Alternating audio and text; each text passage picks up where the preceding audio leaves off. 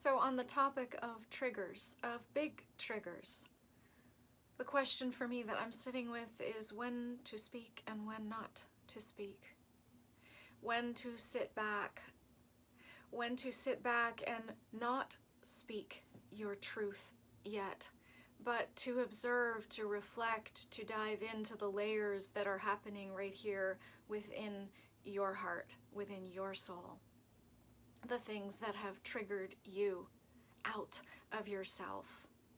Those aspects that make you feel lost and hungry, as though you just want to run away from yourself and perhaps react toward or to the other person or people that have triggered you. Triggers are a part of our lives. A lot of us just ignore them because, it seems like it's easier, but beware, it is not. When you let triggers sit, they stay. They keep gaining momentum. And the next time you get the same kind of trigger, you might explode and you might really hurt someone. You might be reactive. You might be living out of your defense your entire life. I don't know about you, but I don't want to live like that. That doesn't feel right for me. Does it feel right for you? So what does it mean, to sit, to speak or not to speak, to sit back and not speak for however long, a day, a month, 3 months, whatever you need, depending on the trigger, depending on what it is. Because the layers are there for you to work through.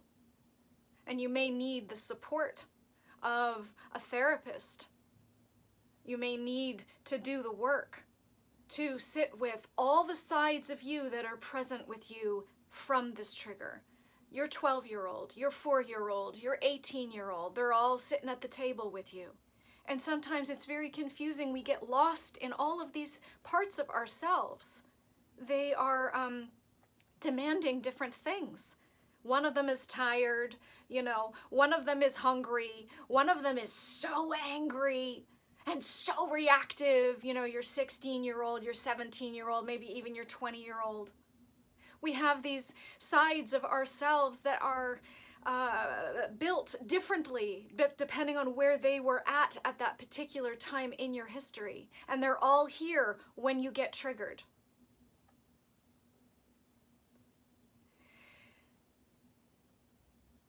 So, we speak our truth. And it's hard.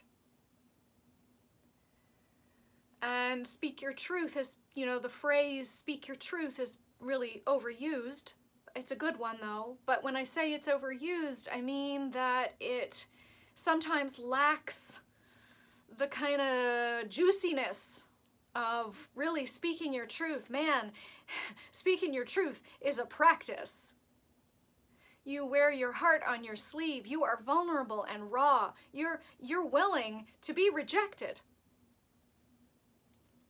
You're willing to just stand up to you, the jitters, the swallows, the eye twitter, the tick, whatever it is that stirs you when you are close to your heart and you want to speak something to that person. It gets triggered. And it's so easy to back off it, but I'm passionate about this. That's why I'm on talking to you right now. I'm passionate about this because it's where I live. It's where I exist. And it doesn't mean I have it all masterfully perfected. There's no perfecting here. It's really a journey. It's a journey of uncovering when to speak and when not to speak, when to sit back, as I was saying, and to just see what's here. Because there can be a lot here. A lot of learning for yourself, a lot of wisdom before you come forward. Sometimes you won't come forward because you'll understand you don't need to. Because maybe coming forward to that person is more about something that you want from them, an expectation. And if that's the case, you're probably going to be let down. So if it's, or not, but if it's just for that, then the coming forward is more one-sided. Do you see what I mean? Whereas when you've really sat with this, when you've sat with your own story, where you are triggered, how far back it goes from your family history, from the chaos that you came from, or the parent that, you know, really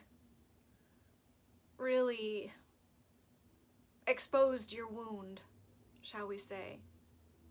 So that when you speak, you are really in your embodied truth. You're not reacting. And you're not just speaking out of, I want.